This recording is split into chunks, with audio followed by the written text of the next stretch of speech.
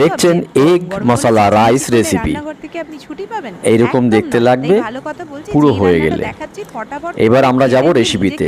আলুটা নেবেন, ডিমটা নেবেন, এরম চালটা নেবেন। নেওয়ার পরে এটা কিন্তু আমার প্রথম অংশ। জলটা গরম করে জলের নুন দিয়ে ডিমটাকে সেদ্ধ করতে দেবেন। ডিমটা সেদ্ধ হয়ে গেলে আলুটা ছাড়াবেন। আলুটা ছাড়িয়ে কুচি কুচি করে কেটে ওখানে ডিমের মধ্যে দিয়ে দেবেন। দেওয়ার পরে এবং পেঁয়াজটা ছাড়াবেন।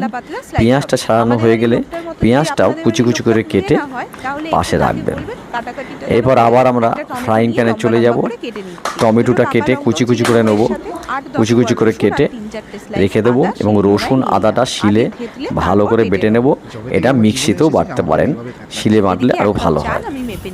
এবারে চালটাকে নিয়ে একটুখানি